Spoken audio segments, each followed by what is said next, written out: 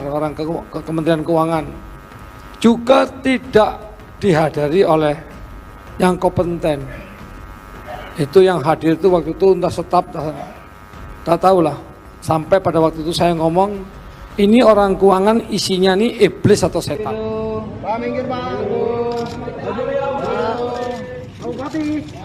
Pak Bupati.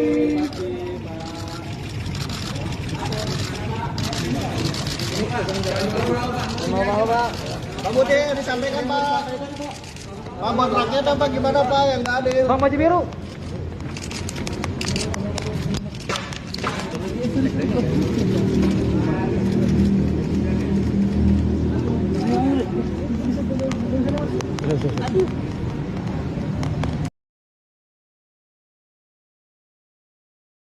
Oke, kita mulai ya. Kali ini kita bakal coba mengurai satu kasus yang jujur aja rumit banget dari Riau.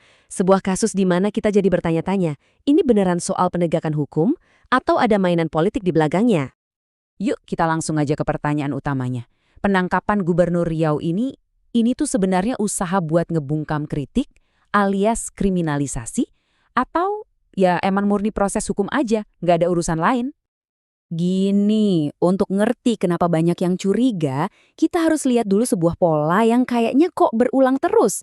Pola ini melibatkan dua tokoh kunci yang sama-sama vokal, sama-sama berani protes. Pertama, kenalan dulu sama Muhammad Adil. Dia ini mantan Bupati Kepulauan Meranti. Nah, namanya sempat viral banget gara-gara protesnya yang super keras dan emosional ke pemerintah pusat. Masalahnya, soal pembagian dana hasil migas. Nah, coba deh perhatiin timelinenya. Karena disinilah letak curiganya. Desember 2022 dia protes keras kan? April 2023, cuma beberapa bulan kemudian, langsung di OTT KPK. Kebetulan banget ya? Atau terlalu kebetulan? Oke, sekarang kita geser ke kasus kedua, yang polanya mirip banget.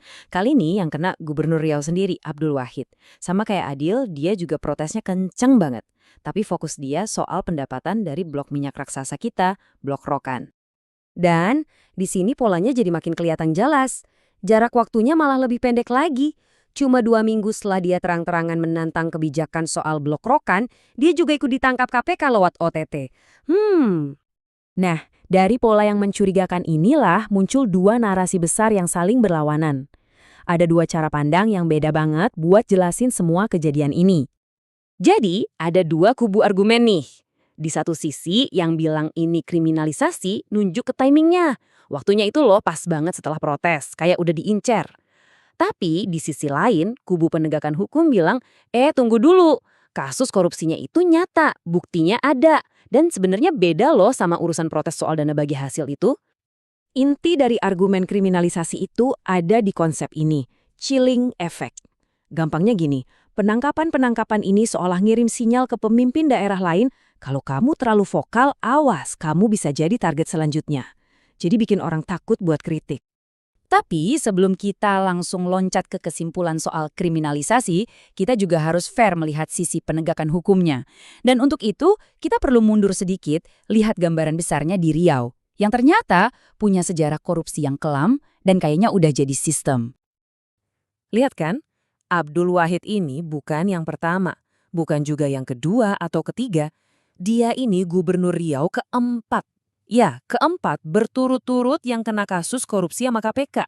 Ini pola yang beda lagi, tapi sama-sama bikin kita miris. Sejarah panjang ini jelas jadi argumen balasan yang kuat banget. Ini nunjukin kalau masalah korupsi di Riau itu mungkin emang udah dalam banget dan mengakar. Jadi bisa aja tindakan KPK ini ya murni penegakan hukum, nggak ada hubungannya sama protes apapun. Oke, jadi kita punya dua hal. Pola penangkapan yang aneh, dan sejarah korupsi yang nyata. Terus apa sih yang sebenarnya bikin para pemimpin ini sampai protes sekeras itu? Apa akar masalahnya? Nah, ini poin kuncinya. Protes-protes keras itu bukan muncul gitu aja. Ini tuh kayak nyentuh luka lama. Perjuangan puluhan tahun masyarakat Riau yang merasa belum dapat keadilan. Bayangin aja, daerah mereka kaya raya sumber dayanya, tapi mereka merasa kompensasinya nggak sepadan. Biar kebayang, coba lihat angka ini, 3,5 triliun rupiah. Itu jumlah yang diterima Riau dari bagi hasil Blok Rokan cuma dalam 2 tahun, dari 2021 sampai 2023. Gede banget kan? Tapi, coba bayangin kagetnya. Dari yang tadinya dapat triliunan, tiba-tiba pendapatannya anjlok jadi cuma $1. $1 per bulan. Ini bukan typo ya. Inilah yang diprotes keras sama Gubernur Wahid. Katanya ini gara-gara ada perubahan skema kontrak yang ngerugiin daerah banget. Penurunan drastis inilah yang akhirnya jadi puncak gunung es. Memicu tuntutan yang lebih gede lagi, tuntutan buat perubahan mendasar. Mereka minta transparansi, pengelolaan yang lebih adil, dan tentu saja pembagian hasil yang lebih proporsional. Dan kalau kita lihat data di tabel ini, masalahnya emang bukan cuma di Blok Rokan. Tren dana bagi hasil migas Riau secara keseluruhan itu diproyeksiin bakal terus turun di tahun-tahun mendatang. Ini masalah jangka panjang yang serius. Jadi, gimana kita nyatuin semua ini? Di satu sisi ada perjuangan daerah yang sah, di sisi lain ada kasus korupsi yang nyata. Yuk kita lihat gimana keduanya ketemu di sebuah persimpangan yang tragis. Inilah yang bikin kasus ini rumit banget. Gak bisa dilihat hitam putih, gak ada pahlawan dan penjahat yang jelas. Yang ada adalah dua kenyataan, dua kebenaran, yang sayangnya jalan barengan dan saling terkait. Realitas pertama, ada perjuangan masyarakat Riau yang tulus dan sah buat nuntut keadilan. Realitas kedua, para pemimpin yang seharusnya memimpin perjuangan itu malah diduga korupsi. Tindakan mereka ini justru nyakitin dan ngerusak perjuangan itu sendiri. Dan disinilah letak tragedinya. Seperti kata kutipan ini, Riau itu berhak banget buat bersuara keras. Tapi, suara itu bakal jauh lebih kuat, lebih didengar, dan gak bisa dibantah kalau yang menyuarakannya adalah pemimpin-pemimpin yang bersih, yang gak punya beban kasus pribadi. Nah, ini yang jadi pertanyaan gantung buat kita semua. Gimana caranya sebuah daerah bisa berjuang buat haknya kalau pemimpinnya sendiri ternyata bermasalah? Dan jangan-jangan proses penegakan hukum, entah sengaja atau enggak, malah jadi senjata buat membungkam perjuangan yang sebenarnya sah. Ini dilema yang rumit banget dan jujur, jawabannya nggak gampang. Makasih banyak udah nyimak bahasan kita kali ini. Ini orang keuangan isinya nih iblis atau setan. Jangan diambil lagi minyak di Meranti itu. Nggak apa-apa. Kami juga masih bisa makan. Daripada uang kami dihisap sama pusat. Saya sudah punya kayaknya. Izin Pak Bupati. Sebentar Bu, ini karena kami daerah miskin. Kalau kami kaya, kami biarkan aja. Mudah ambil 10 triliun pun nggak apa-apa. Kami daerah miskin, daerah ekstrim. Jadi kalau daerah miskin ada minyak, Bapak Ibu ambil, uangnya entah dibawa kemana, pemerataan kemana. Seharusnya kami ini yang menjadi prioritas. Karena Pak Jokowi 2024 wajib 0%. Bagaimana kami mau membangun rumahnya, bagaimana kami mau mengangkat kemiskinan orang, nelayannya, petaninya, buruhnya. Bapak mau tahu, akibat pandemi COVID, warga Meranti nggak bisa pergi ke Malaysia. 41.000 penganggurannya. Kalau Bapak tak mau ngurus kami nih, pusat tidak mau mengurus Meranti, kasihkan kami ke negeri sebelah.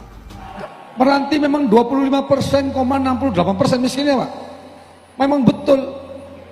Kami penerima PKH ditambah PKH kami 22.000. BPNT kami 28.000. BLT kami 26.000. Itu betul. Memang kami yang paling termiskin, tapi kami kurang perhatian. Makanya kami tanyakan keseriusannya sampai di mana kira-kira.